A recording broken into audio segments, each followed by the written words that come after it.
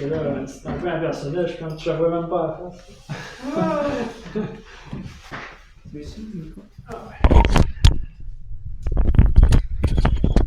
Om Namo Bhagavate Vasudevaya. Om Namo Bhagavate Vasudevaya.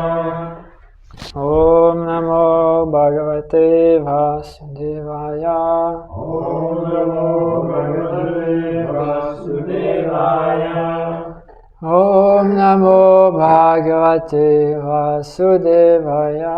Om Namo Bhagavate Vasudevaya. Om Jnanatimirandasya Jnananjana Shalakaya Chakshur Unmilitam Yena Tasmai Shri Gurave Namaha. Nama Om Vishnupadaya Krishna Prashtaya Bhutale Srimate Bhaktivedanta Swaminite Namine Namaste Saraswati Devi Gauravani Pracharine Nirvishesha Shunyavadi Paschatadishatarine Jai Shri Krishna Chaitanya Prabhu Nityananda Shri Advaita Gadadhar Shivasadi Gaura Bhaktavinda Hare Krishna Krishna Krishna Hare Hare Hare Ram Ram Ram Hare Hare. Ok, ça c'est excitant. On commence le milieu de la Bhagavad Gita. C'est ça qu'on disait, la Bhagavad Gita, c'est en 3 parties, 18 chapitres. 18 divisé par 3 égale 3. Par 3. 18 divisé par 3. 6. Ben oui, c'est clair. 6, ouais. 6, c'est quoi qui arrive? C'est qu'on a passé 6 chapitres. Fait que là, on est rendu au 7. Ça veut dire qu'on tombe dans le deuxième trio.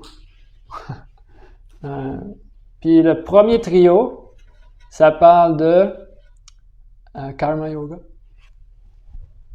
Le troisième, ça parle de Jnana Yoga. Puis au milieu, Bhakti Yoga. Donc là, on commence la section sur Bhakti Yoga. Mais c'est pas comme, je veux dire, il y avait des allusions, il y a des versets même assez directs qui faisaient allusion au Bhakti Yoga aussi dans les 6 premiers. Mais c'était plus, le focus était un petit peu ailleurs. Donc là, Krishna va commencer plus à donner la connaissance qu'il va dire qui est confidentielle. Donc il demande certaines qualifications. Et puis, on va juste au début, c'est pas long, le chapitre 7, il n'est pas même un long, c'est un chapitre de, je crois, 29 versets. Et puis, mais on va parler juste un petit peu du verset 1. On va essayer de parler un peu plus du verset 1. Parce que c'est un verset qui est... On dit un verset qui est important. Ils sont tous peu de ouais, mais ils sont tous importants, c'est vrai. Mais il y a une leçon qui est vraiment importante dans ce verset-là. Prabhupada, il l'écrit. Et puis, à cause qu'il y a dans le sanskrit, c'est quoi? Il y a un mot ici, 2 petits mots à la fin que Krishna dit « Tat Shrinu ». Il dit « Écoute ça ». Tat Shrinu. Il dit écoute ça. Puis, ça claire juste avant de commencer, on va parler un petit peu du procédé de l'écoute du Shabda Brahman. Et puis, on va parler un petit peu de quelque chose que Prabhupada explique dans l'introduction de l'Ishopanishad, qui est en fait une classe qui est donnée à Londres, et puis qu'ils l'ont comme mis par écrit, puis on met ça comme étant à l'introduction du livre qui est l'Ishopanishad. Et là-dedans, Prabhupada, il parle de ce qu'on appelle d'épistémologie. L'épistémologie, c'est la branche de la philosophie qui parle de comment est-ce qu'on sait ce qu'on sait. C'est quoi les moyens de parvenir à la connaissance. Puis, Prabhupada, il explique là-dedans les moyens qui sont faillibles et les moyens qui sont et le moyen qui est infaillible. Et puis, on va juste avoir un petit aperçu de ça à travers, parce que au début de ces Sandarbhas, Jiva Goswami, il parle direct de ça. Et puis, il a fait même Jiva Goswami, il a fait un commentaire sur son texte, Tattva Sandarbha, dans lequel il donne plus d'insight. Donc ça, c'est le Tattva Sandarbha du Jiva Institute. Et puis, là-dedans, on va juste passer à travers.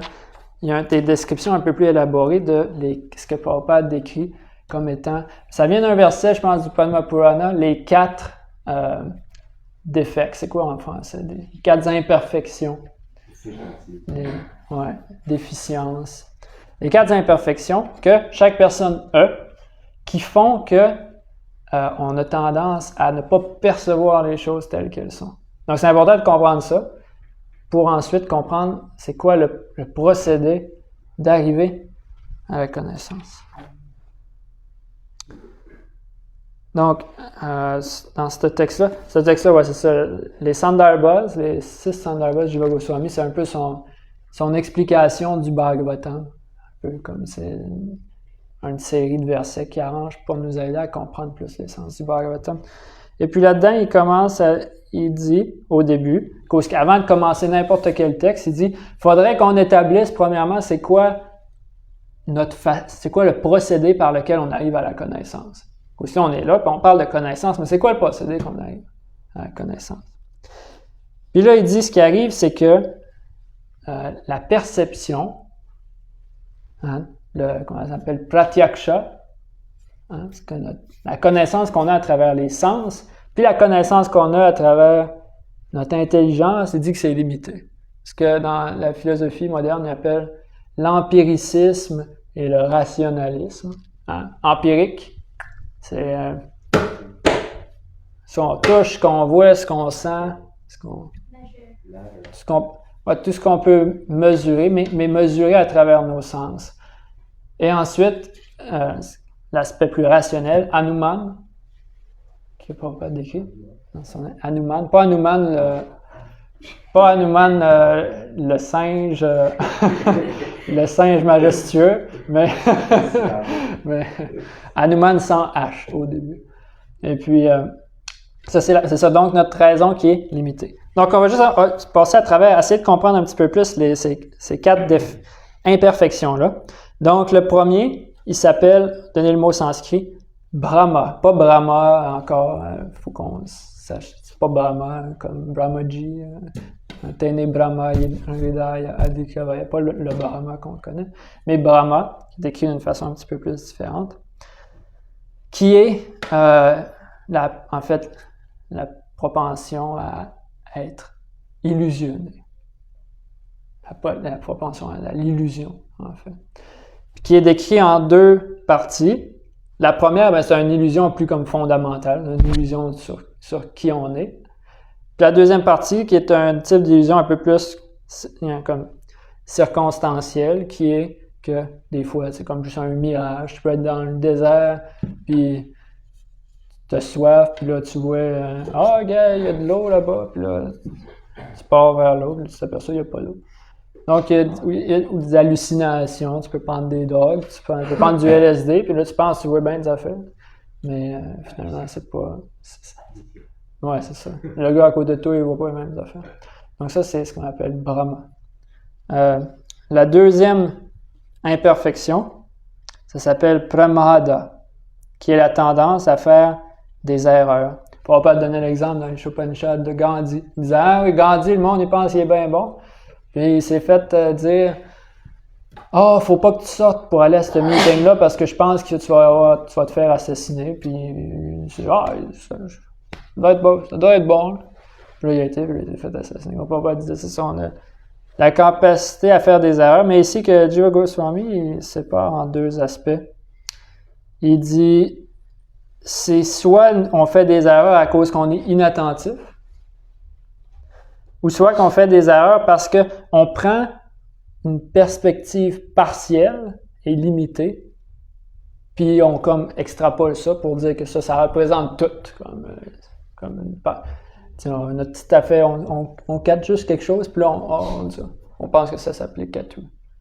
Donc ça, c'est la capacité à faire des erreurs. Comme par exemple, il y a un exemple qui est donné, qui est que il y a la théorie de Newton sur la physique, qui comprend certaines affaires, parce qu'ils ont utilisé ces théories-là pour faire différentes avancées, puis construire différentes technologies.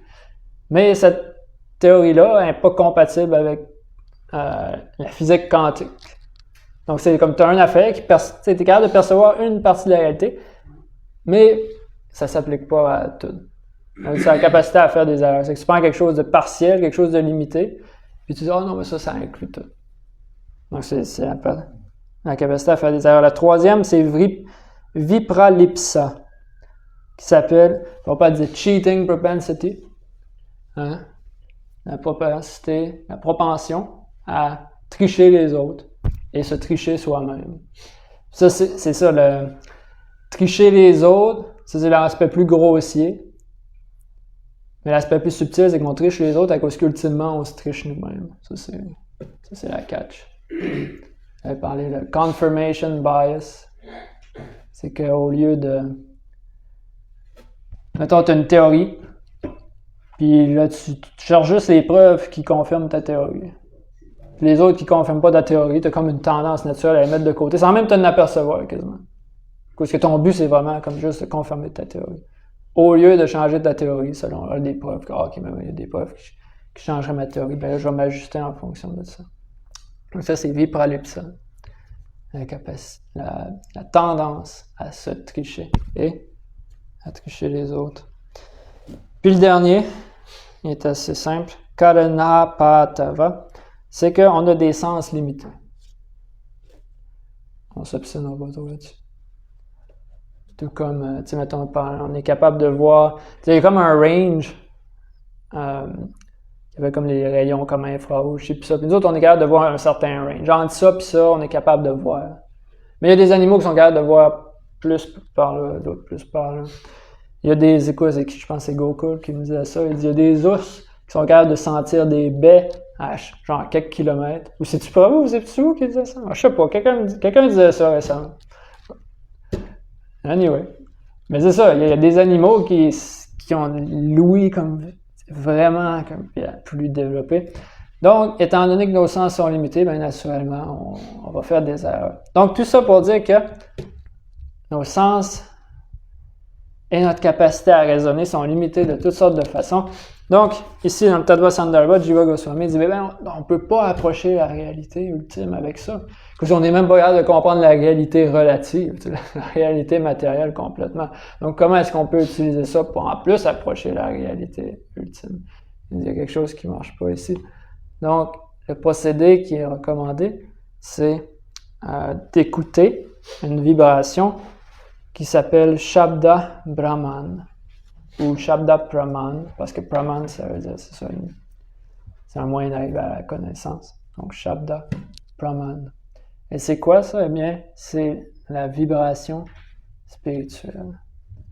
Et puis ici, c'est ça que Krishna a dit à Arjuna d'écouter cette vibration spirituelle. Juste avant qu'on commence à lire les versets, on peut lire dans le chapitre 13. C'est intéressant parce que Krishna, à un moment donné, il donne quelques exemples. Il dit, les karmis, ils cherchent la vérité d'une certaine façon. Les gyanis, ils cherchent la vérité d'une autre façon. Et les yogis, ils cherchent la vérité d'une autre façon. Et ils peuvent tous y arriver. Mais par contre, il dit, puis, il y a ceux qui, même peu versés dans le savoir spirituel, en viennent à adorer la personne suprême parce qu'ils en ont entendu parler. Krishna dit.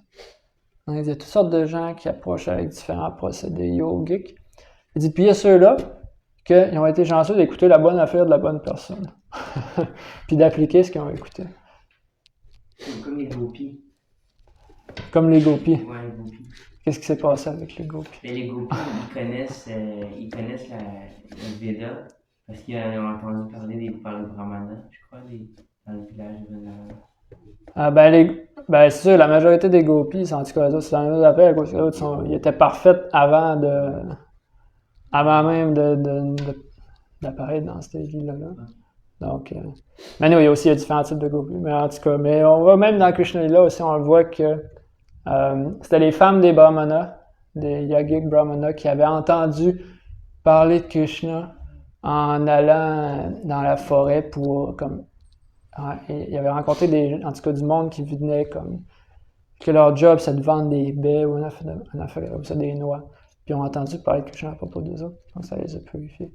Tout comme Rukmini a entendu parler de Krishna. Mais là, on parle de des personnes quand même relativement plus élevées que nous, spirituellement. Est-ce que genre Prahlad Maharaj, genre Shukadeva Goswami? Ouais, Prahlad dans le ventre qui a entendu la bonne affaire la bonne personne. Donc, définitivement, c'est un bon exemple. Mais ouais.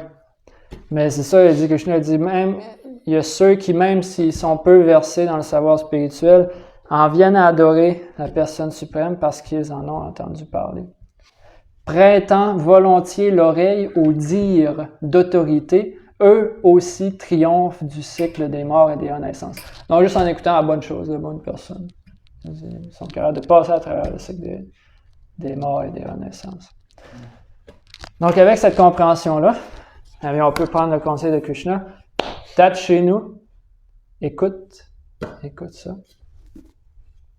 Donc, on va lire les versets. Tu es rendu à 7 ou à 7? 7. Ouais. OK.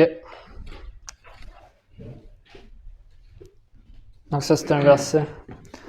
On va lire le sanskrit. Shri Bhagavan Uvacha.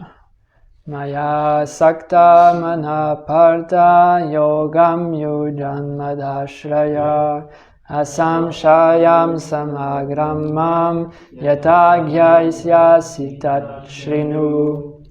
Donc Dieu, la personne suprême, dit ô fils de Pritha, écoute comment, en pratiquant le yoga, la conscience et le mental fixés sur moi, il te sera possible de me connaître pleinement sans que demeure le moindre doute.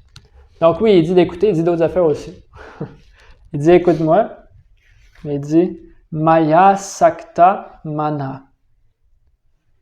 Donc, Asakta Mana. Mana, c'est le mental. Et Asakta, on parle Ashakti, un des 9 niveaux. C'est-à-dire attachement. Donc, on attache le mental à Maya. Maya est à moi.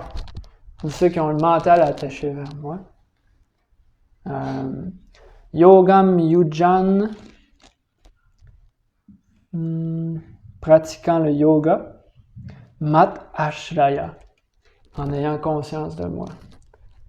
Et en écoutant, eh bien, ces personnes-là, ils peuvent me connaître pleinement. Donc, c'est comme ça que Krishna commence, ce chapitre-là. C'est intéressant pour pas, parce qu'on ne rentrera pas trop là-dedans, mais il cite le sanskrit de 5 versets du Bhagavatam.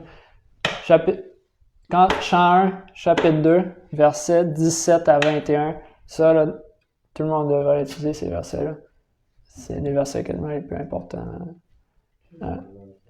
Chant 1, tu peux le voir dans le purport. Chant 1, chapitre 2, versets 17 à 21. Plein de versets que tu as déjà entendu parler. Shrinvatam Svakata Krishna Punya Shravana Kirtana. Ou Nastapleshu Abadeshu Nityam Bhagavate. C'est des versets qui parlent du procédé pour faire de l'avancement spirituel. Et ça commence avec Shrinvatam Svakata Krishna. Donc, écoutez à propos de l'absolu. Écoutez à propos de Krishna. Puis non seulement ça, mais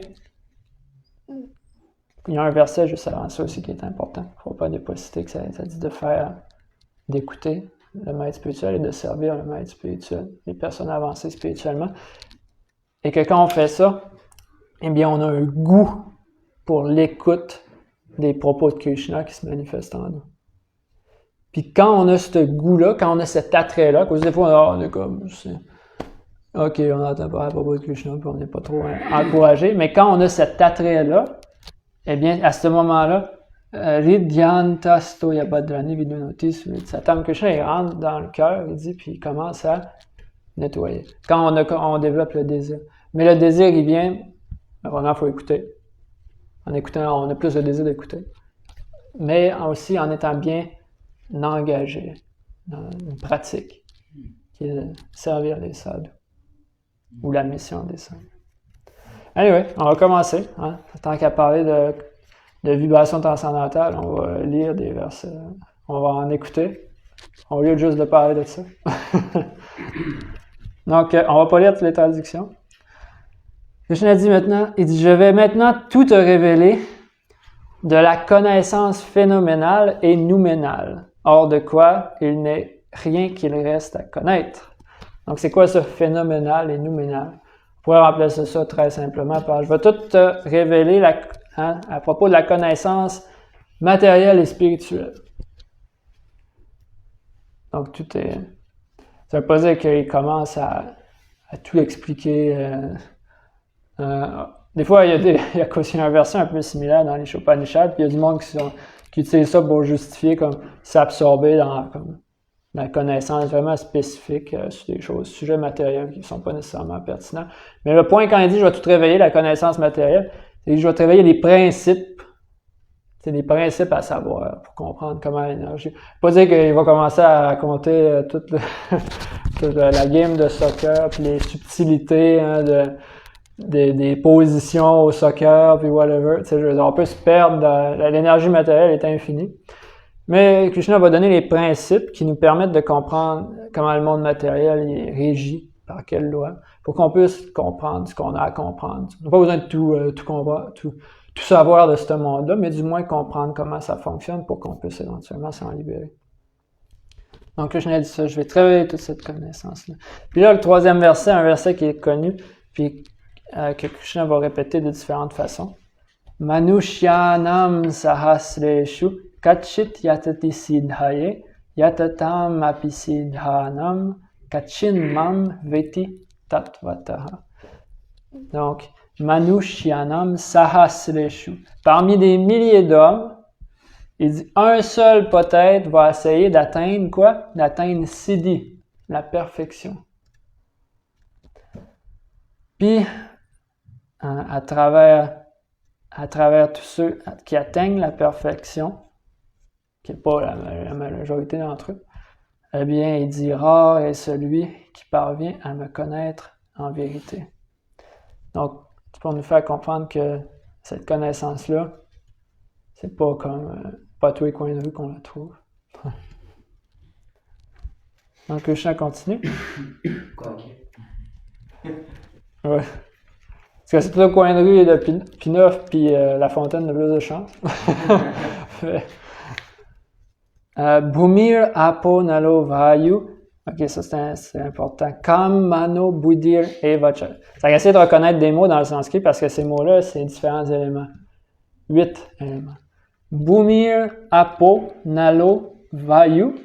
Kam mano buddhir evacha. Ahankara iti yamme bina prakritir ashta. Ashta, 8 aspects de prakriti, 8 aspects de la nature matérielle. Bhumi, c'est quoi Bhumi? La terre. Apo.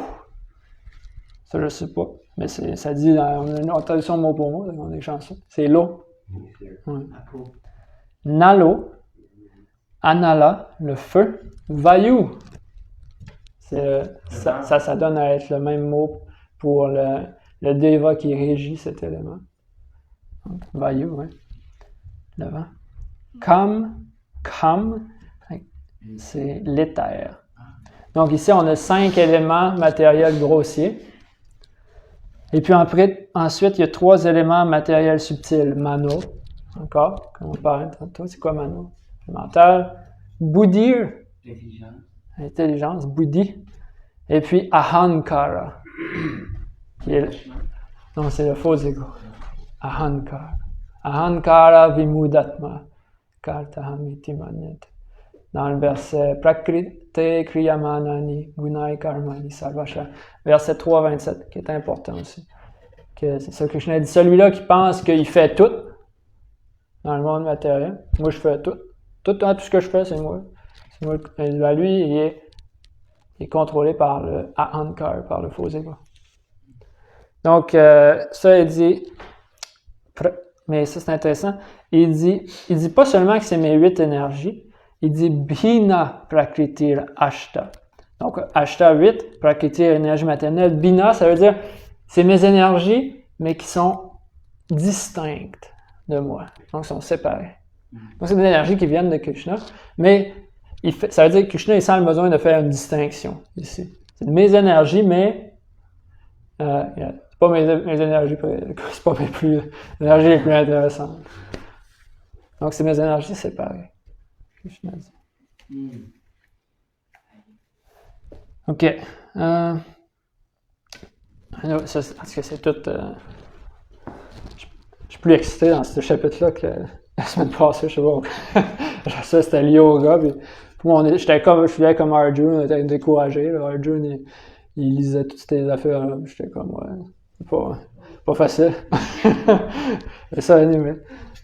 Donc ici, apareyam itastvanyam prakritim vidi me param jiva bhutam mahabaho yayedam dharyate jagat. Donc, ici, Krishna dit que on a parlé de Parakriti dans le verset précédent. 8 aspects de l'énergie matérielle, 8 aspects de Prakriti, mais il dit, il y a quelque chose qui arrive, c'est Prakritim vidi me param. C'est, essaie de comprendre qu'il dit, j'ai une énergie, parce que Prakriti, ça veut pas dire juste énergie matérielle, ça veut juste dire énergie. Mais dans le verset passé, on comprenait que c'était en référence à l'énergie matérielle. Mais ici, il dit, j'ai une param Prakriti, une énergie suprême. Param, tu sais, quand on dit Paramatma, ça veut dire l'âme suprême. Mais là, c'est Param Prakriti. J'ai une énergie qui est supérieure. C'est quoi? Jiva Bhutam. Le Jiva. Oui, c'est l'être vivant qui, comme, c'est ça, l'âme, c'est nous. Ça, nous, on est un Jiva. Ô Arjuna, au bras puissant, outre cette énergie inférieure, il est une énergie supérieure qui m'appartient également. Elle comprend les êtres vivants, Jiva Bhuta, qui exploitent les ressources de la nature matérielle. Donc, il dit un peu c'est quoi qu'ils font les Jivas. Les Jivas en ce bas monde. Ils sont en train d'essayer de jouir de l'énergie matérielle. Donc, verset 6. Etad yonini bhutani salvanityu padharaya aham kritsnasya jagata prabhava pralayastata. Tous les êtres créés trouvent leur source dans ces deux énergies. Tiens pour certain que de toutes choses en ce monde, matériel ou spirituel, je suis l'origine et la dissolution. Donc, de toutes ces énergies, même les énergies que Krishna décrit comme étant distinctes, il y en est quand même la source. C'est bon à savoir. Là. Il dit donc même ces énergies-là viennent de moi parce que, dans le verset 7, il explique Mata parataram nanyat kinchid asti detnanjaya mayi sarvam idam protam sutre mani gana iva. Sutre, c'est un sutra. C'est un verset, mais c'est aussi un thread, on va faire en français. Un fil. Un fil. Donc c'est ça. Le verset là, parce que Krishna a dit, ces énergies-là viennent de moi parce que nulle vérité ne m'est supérieure au conquérant, les richesses, au Arjuna. Tout sur moi repose comme des perles sur un fil. C'est un verset populaire aussi. Tout repose sur moi comme des perles reposent sur un fil. Donc même les énergies inférieures, ils sont quand même des énergies de Krishna. Mais donc, Achintya Beda Beda, il y a une différence et il y a une unité en même temps. Puis là, Krishna va donner quelques versets dans lesquels il explique comment on peut le voir, même dans le monde matériel. Comment on peut se rappeler de Krishna, juste dans notre expérience normale. Rasoham apsukonteya prabhasmi shashi suryayo pranava salva vedeshu shabda ke polusham rishu. De l'eau, je suis la saveur. Donc, je suis la saveur de l'eau.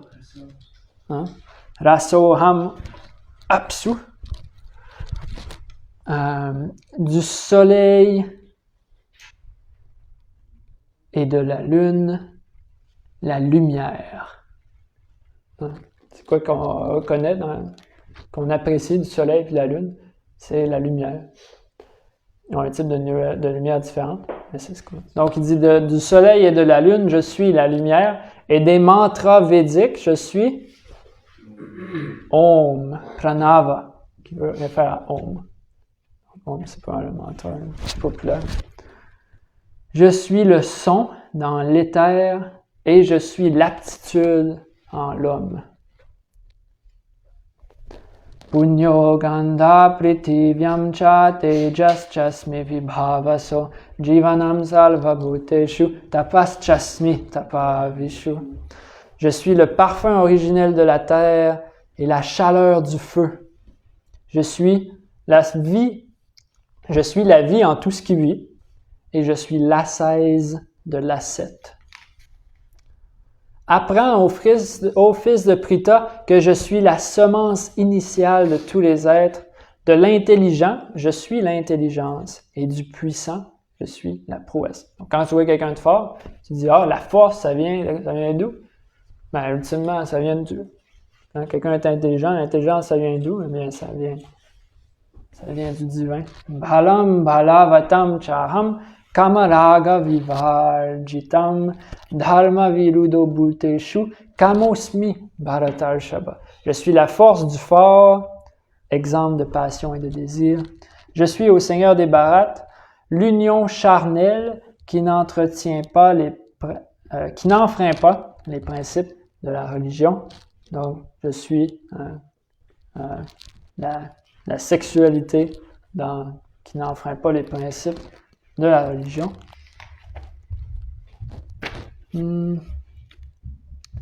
Ye chaiva sattvika bhava rajasas tamasas chaye mata eveti tanvidhi natvaham teshu temai. De tous les états de l'être, qu'ils relèvent de la vertu, de la passion ou de l'ignorance, tous les états de l'être sont des manifestations de mon énergie. En un sens, je suis tout, mais je suis toujours indépendant de tout. Parce que ça demande une compréhension un peu plus élaborée. Mais, et bien que les modes d'influence de la nature matérielle soient en moi, je ne subis jamais leur ascendant. Donc, même l'énergie matérielle vient de lui, de Krishna, mais il n'est pas sujet à l'énergie matérielle.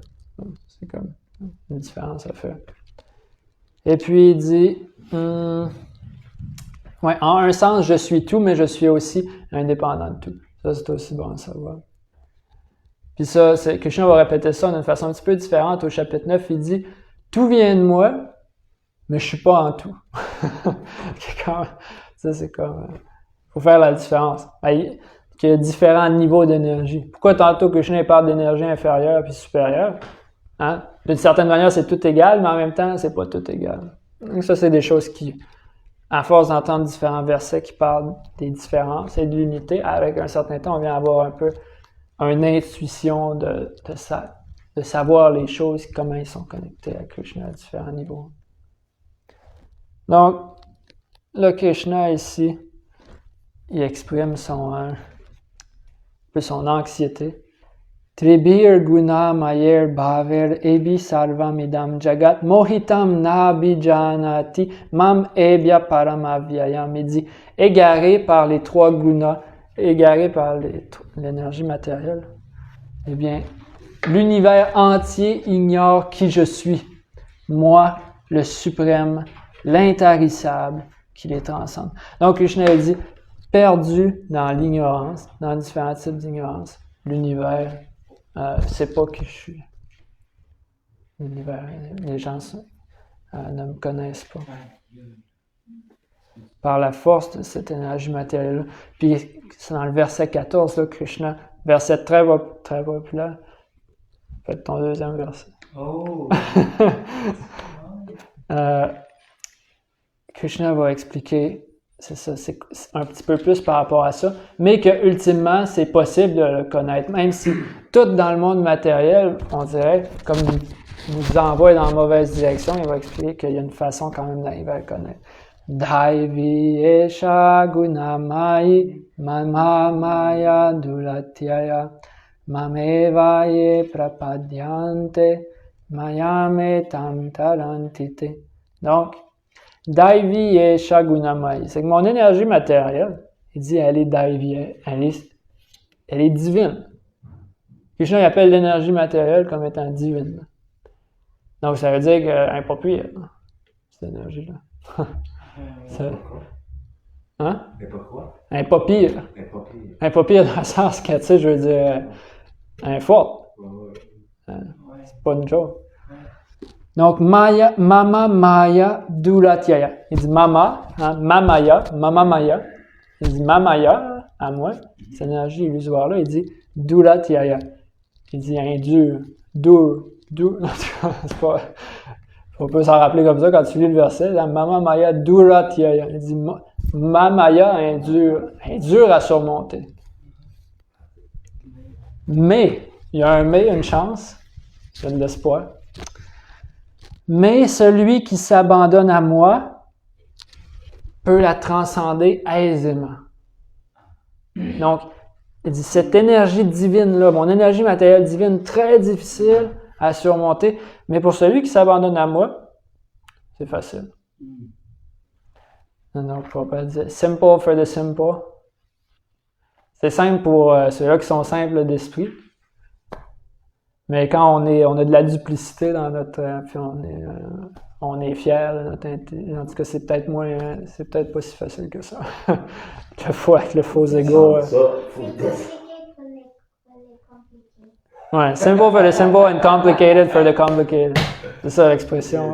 Compliqué pour les C'est compliqué pour le monde compliqué. Puis ça, c'est la majorité d'entre nous en ce monde.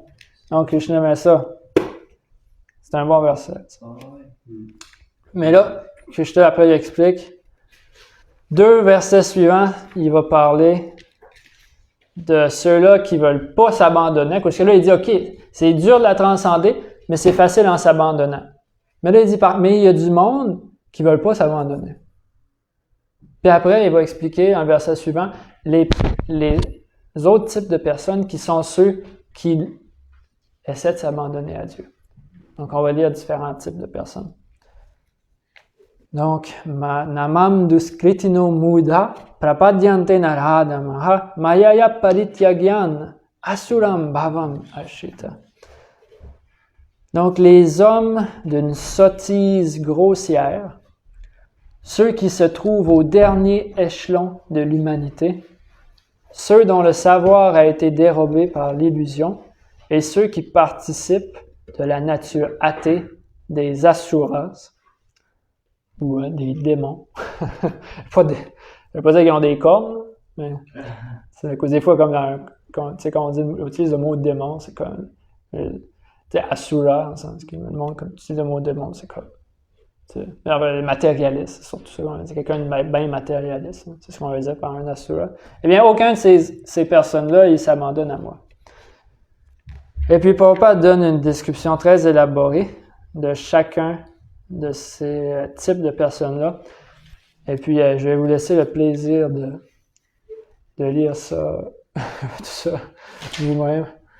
Des fois, c'est comme, c'est un petit peu, des fois, tu lis ça, puis c'est quasiment comme pas le fun à lire, parce que c'est comme ça, tu t'aperçois qu'on a on peut avoir des similitudes avec ces 4 types de personnes-là. Mais c'est ça, c'est en gros ceux-là, 4 types de personnes qui ne veulent pas s'abandonner à moi. Le Mayaya Parityagan, ce qui est intéressant, c'est celui-là qui pense qu'il a bien de la connaissance, mais qui est comme corrompu par cette fausse connaissance-là. Et puis qui est tellement fier, tellement dans le faux ego, que j'ai de la connaissance, qu'il ne peut jamais voir les choses telles qu'elles sont. Mais à niveau différents types de personnes, il y a un commentaire assez élaboré de 4 pages. En tout cas, 4 pages dans ma grosse Gita, peut-être plus de pages dans vos petites Gita. Mais on va plus élaborer aujourd'hui sur le verset 16, les 4 types de personnes qui essaient d'approcher Krishna. Chatur vida bhajante mam. Donc, Chatur, c'est quoi ce Chatur? 4. 4 types de personnes qui qui me servent. Bhajan. C'est quoi Bhajan? C'est adorer. Adorer qui? Mam. Krishna dit, il y a 4 types de personnes qui viennent à m'adorer. Ça, c'est important à voir, parce qu'après, tu vois comme différents types de personnes qui commencent à aller vers la religion, même qui viennent au temple, si tu es capable de comprendre un peu les motivations des personnes. Puis des fois, il y a certaines personnes que... Allez, on va plus élaborer ça. On va continuer. Jana sukritinol juna arto jigyasur artarti gyanicha bharatar shaba. Il y a 4 types de personnes qui viennent vers moi. Le malheureux, le curieux, l'homme en quête de richesse et celui qui cherche à connaître l'absolu. Donc, il y a du monde qui vont vers Dieu à cause ça va pas bien. C'est le malheureux. Puis, nous, on peut, ça rien de donner trop d'exemples. Ben, il y a un exemple qui est donné, il va y avoir pas des donnes. À cause c'est donné dans le Bhakti Samrita Sindhu, l'exemple dans le Bhagavatam de Gajendra. Ça, c'est le malheureux. Mais anyway, ça c'est un peu, sans avoir un exemple aussi dramatique, on peut voir plein de personnes qui vont vers la religion, juste à cause que, je sais pas, ils ont plein de troubles dans leur vie. Puis, souvent, ce qui arrive, c'est que c'est dans les endroits dans le monde où ce que les gens sont plus pauvres, plus dans la misère, que les gens sont plus religieux. Parce que les gens, ils sont comme assez sobres par rapport à la réalité de l'énergie matérielle. Quand on est perdu par-dessus la terre dans une gratification des sens, qui est un type de misère, mais qu'on est tellement dans l'illusion qu'on pense même pas qu'on est dans la misère. C'est ça la différence entre les deux. Eh bien, on a moins tendance à aller vers la religion parce qu'on pense même pas qu'on est dans la misère, mais on est dans une espèce de buzz d'ignorance. Donc, le malheureux. Après, l'homme en quête de richesse. Celui-là qui veut être heureux en ce monde. Ouais. J'ai rencontré des gens qui sont le livre eux me disent qu'ils ont perdu la foi parce qu'ils ont trouvé, un peu parce qu'ils étaient dans la misère, parce qu'ils ont été dans une situation que eux, leur point de vue limité, ils trouvaient ça pas juste. Ben c'est ça, ben c'est pour ça aussi que Krishna il va dire que de ces 4 types de personnes-là, la personne qui favorise, c'est celui-là qui cherche à connaître l'absolu. Parce que le malheureux, ce qui arrive, c'est que s'il adore le Seigneur pour avoir ce qu'il veut, mais il n'a pas ce qu'il veut, bien il va arrêter d'adorer le Seigneur. C'est ça l'affaire. C'est pour ça que c'est dangereux. C'est toujours, il y a toujours quelque chose de positif à reconnaître qu'il y a un Dieu, puis comme essayer une façon de te dévouer envers lui, même si tu as comme des buts matériels.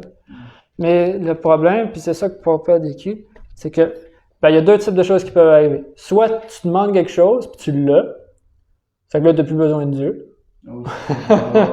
Ou tu demandes quelque chose, puis tu l'as pas. Fait que là, Dieu, pas besoin de Dieu non plus, à cause il me le donne pas.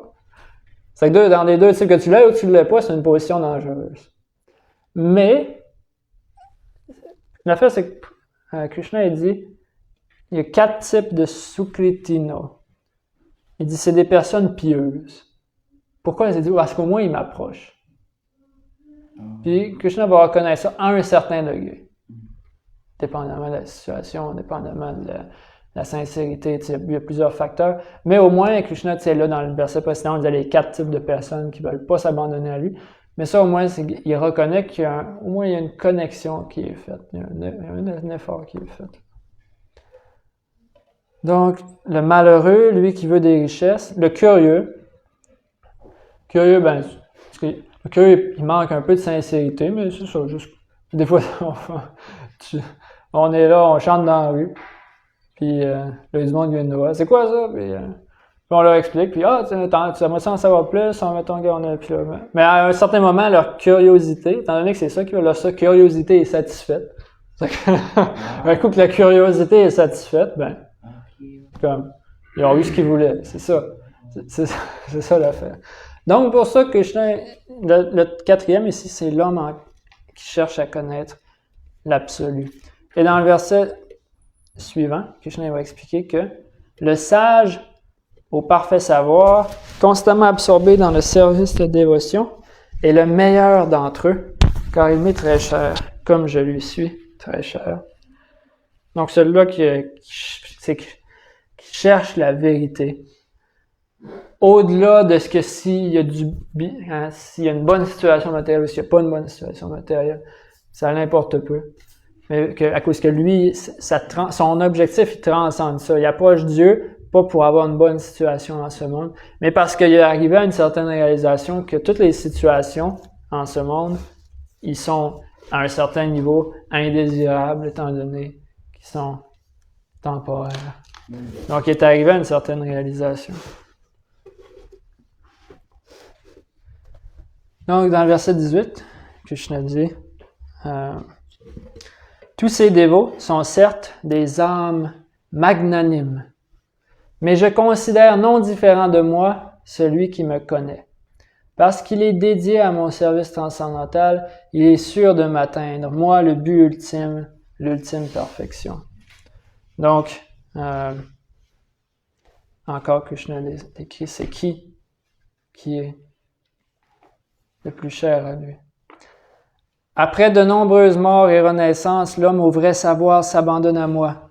Ok, important. Bahunam, Prabhupada citait souvent ce verset-là. Bahunam janmanam ante gyanavanmam prapadyate vasudeva sarvamiti samahatma sudur là-bas. C'est quoi un mahatma? Une âme, Ouais, une grande âme. Puis Prabhupada, c'est ça, il citait souvent ce verset-là, puis il disait Gandhi, il l'appelait Mahatma Gandhi. Mais il dit, c'est quoi un Mahatma? Krishna le dit ici. Ben, il dit dans d'autres versets aussi, dans le chapitre, je pense que c'est plus dans le chapitre 9 que Prabhupada dit, c'était un autre verset qui parle. Mahatmanas, tout le monde me parle. Anyway. Devim Prakriti Mashrita. C'est un autre verset dans la Gita que Krishna dit qu'un Mahatma, c'est celui qui, Devim Prakriti Mashrita, qui prend refuge de mon énergie divine. Mais ici, la définition de Mahatma, c'est quelqu'un après plusieurs morts et renaissances, Bahunam Janmanam, en fait, il dit, il arrive au vrai savoir en s'abandonnant à moi, parce qu'il sait que je suis la cause de toutes les causes et de tout ce qui est. Il a réalisé qui je suis, donc il s'abandonne à moi après plusieurs vies. Donc ça, c'est une grande âme. On va continuer, on va essayer d'aller vite pour finir les versets là, parce que là, je vois qu'on est... On n'a pas été aussi vite que d'habitude. Ceux dont l'intelligence a été ravie ou a été conquis par les désirs matériels s'abandonnent aux devas et suivent les divers rites correspondant à leur nature propre. Je suis l'âme suprême qui réside dans le cœur de chacun. Dès qu'un homme désire rendre un culte au déva, c'est moi qui affermis sa foi pour qu'il puisse se dévouer au déva qu'il a choisi. Intéressant. Doté d'une telle foi, il s'efforce d'adorer un déva en particulier et voit ses vœux comblés. Mais c'est moi seul en réalité, en vérité, qui accorde ses bienfaits. Intéressant. Tu pourrais broadcaster ça en Inde. Ouais.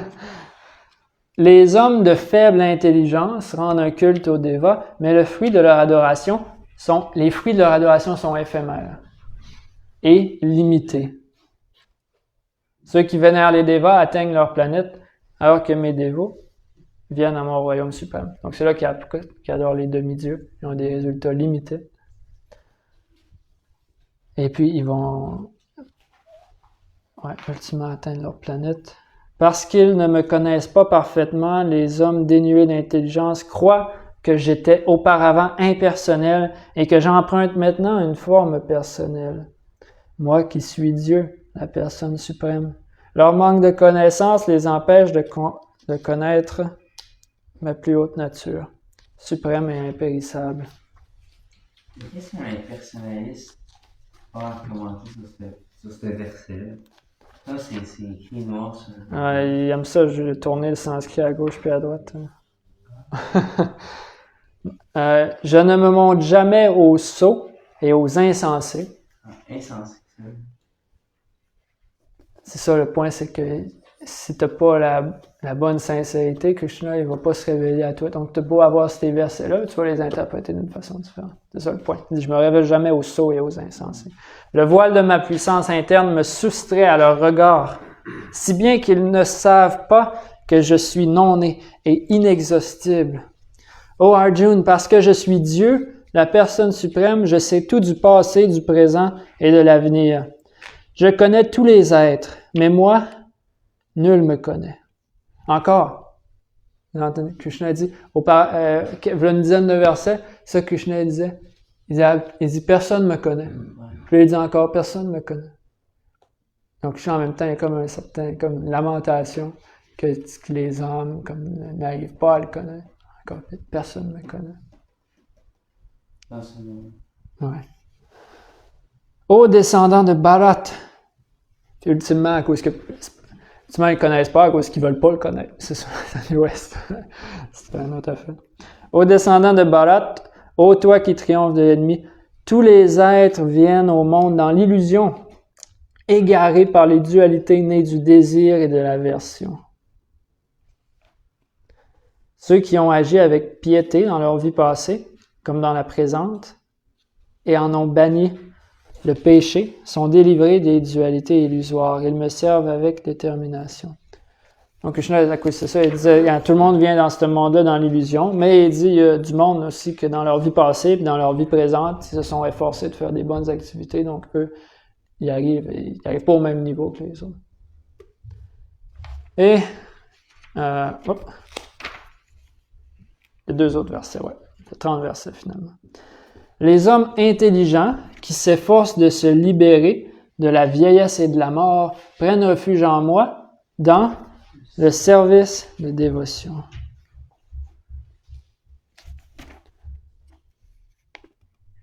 Ils sont en vérité brahmanes, car ils ont pleine connaissance des activités spirituelles. Ceux qui sont pleinement conscients de moi et savent que je suis le principe qui régit la manifestation matérielle, les devas et tous les types de sacrifices, peuvent, même au moment de la mort, me connaître et comprendre, moi qui suis Dieu, la personne suprême. Donc ceux qui sont pleinement conscients de moi, qui savent que je suis le principe qui régit le monde matériel, les devas et tous les types de sacrifices, eh bien ces personnes-là peuvent, au moment de la mort, me connaître, me comprendre, moi qui suis Dieu, la personne suprême. Donc, c'est la fin du chapitre 7. Chapitre qui s'appelle La connaissance de l'absolu. Le chapitre suivant, ça s'appelle Atteindre le suprême. Ça parle, à cause que là, Krishna, à la fin du chapitre 7, il parle, dans son verset, il parle au moment de la mort. Puis là, le chapitre 8, au début du chapitre 8, on va parler de ça. Krishna va expliquer c'est quoi qui arrive au moment de la mort, puis comment notre conscience au moment de la mort détermine dans quelle situation on va dans le futur. Donc, il y a une petite introduction qui est faite juste à la fin du chapitre 7 à ce sujet-là, qui va être discuté plus en profondeur. En fait, tout le chapitre 8, il parle de ça même. Mais plus loin vers le chapitre 8, ça va parler un peu de aussi comment les yogis, ils quittent leur corps. Donc, c'est pas mal ça pour le chapitre 7. 30 versets. Ça touche à différents sujets. Beaucoup de versets qui sont très clés. Ouais.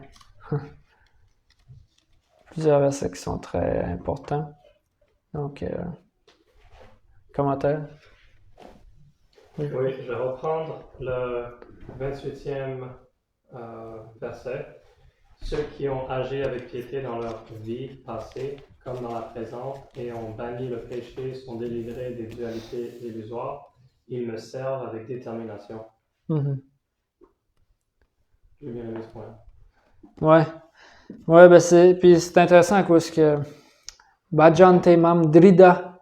C'est un mot aussi, drida vrata. Je pense dans le chapitre 9 aussi, on parle de ça. Drida vrata, un vœu de détermination. Donc c'est puis ce qui est intéressant à quoi ça dit, ceux-là qui ont écoulé leur... qui ont arraché le péché. Antagatam papam. Ceux-là qui ont arrêté. Puis il y a une traduction un petit peu... Je préfère la traduction anglaise. Je ne l'ai pas là, présentement. Avec le Prabhupada directement qui a donné. C'est ceux-là qui ont écoulé vraiment leurs activités. Aussi, on peut faire de la bhakti, mais il dit qu'il faut écouler les activités pécheresses. Puis quand on arrive là, bien, on est capable d'arriver à Nishta. Nishta, c'est Drida Vrata. Ça veut dire d'être fixe dans ton bhajan. Bhajan te mam drita vrata. Et quand la personne a... on fait de la bhakti, mais quand on arrive au point que par notre bhakti, on est devenu purifié, du moins de nos péché comme beaucoup plus grossier, eh bien là, ça devient beaucoup plus facile de servir avec détermination. Là, notre détermination, notre mental, il est pas mal plus focus.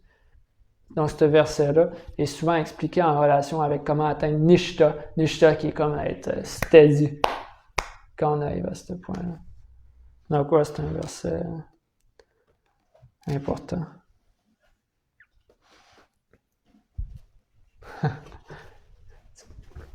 Quelque chose à ajouter, Paul? Ah ouais, quand j'allais me soustraire. Ok. Merci. Je vais arrêter le live. Allez, Krishna!